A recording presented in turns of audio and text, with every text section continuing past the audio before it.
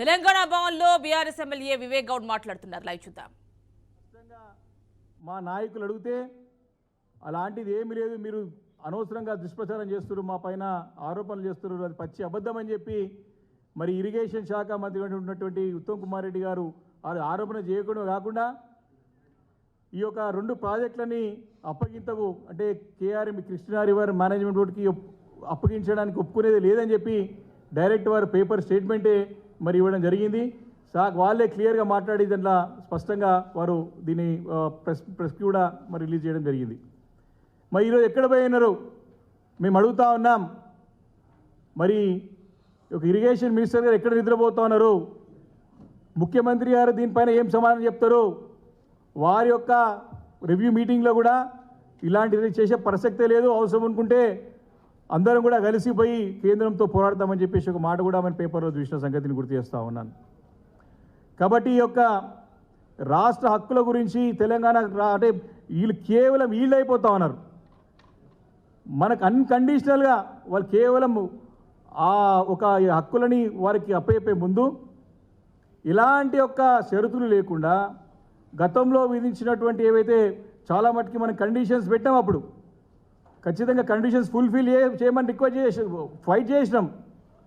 కాబట్టి దానిపైన ఎలాంటి యొక్క వివరణ తీసుకోకుండా, గ్యారంటీ తీసుకోకుండా, వారిపైన ఎలాంటి యొక్క సంతకాలు తీసుకోకుండా వాళ్ళు ఈజీగానే వారికి నిన్న హక్కులు రాసేయడం చూస్తూ ఉంటే ఇది ఏ రకమైనటువంటి ప్రభుత్వం నడుస్తుందో రాష్ట్రంలో అర్థమవుతున్నది. ఈరోజు మా పార్లమెంట్ సభ్యులు కూడా ఢిల్లీలోనే వెళ్ళి సాక్షాత్ మంత్రి గారు కలిసినారు. దీనిపైన తప్పు అని చెప్పేసి ఈరోజు ఫైట్ చేస్తూ ఉన్నారు. ఎక్కడ పోయినారు కాంగ్రెస్ పార్టీ నాయకులు, బీజేపీ పార్టీ నాయకులు అడుగుతూ ఉన్నాను.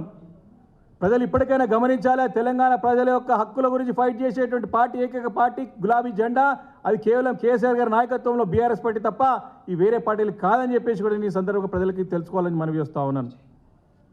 ఈరోజు చాలా స్పష్టంగా రాష్ట్ర ప్రభుత్వం దీనిపై నిర్ణయం తీసుకున్నది. ఈరోజు ప్రాజెక్టు మరి ఏదైతే ఉన్నదో కేఆర్ఎం పరిధిలోకి ఇవ్వడానికి సంపూర్ణంగా లిఖితపూర్వకంగా అంగీకరించినది. మరి ఈఎన్సీ గారే నిన్న స్టేట్మెంట్ ఇచ్చినారు. ఇది ప్రజల నుంచి వ్యతిరేకత వస్తుందనే ఉద్దేశంతో కేవలం ఒక లెటర్, ఒక అధికారితో లెటర్ ఇప్పించేసి ఆ లెటర్ ప్రెస్కి రిలీజ్ చేసి మేము కూడా మరి ఏమో కేంద్రాన్ని అడుగుతున్నాము, ఈ బోర్డుని అడుగుతున్నామని చెప్పేసి ఒక నామమాత్రంగా ఒక లెటర్ రాసి మరి ప్రజల నుంచి వ్యతిరేకత రాకుండా మరి ఒక లెటర్ని నామమాత్రంగా చేసినారు. కాబట్టి ఇది మామూలుగా ఆషామాషి తీసుకున్న నిర్ణయం కాదు, పరిణామం కాదు.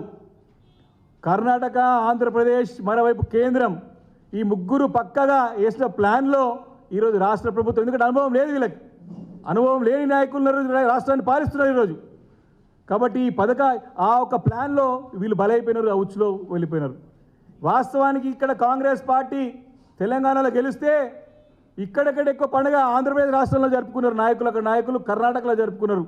ఎందుకంటే కాంగ్రెస్ పార్టీ తెలంగాణ రాష్ట్రం గెలిస్తే తెలంగాణ కంటే ఎక్కువ లాభం ఆంధ్రప్రదేశ్కి అవుతుందని చెప్పి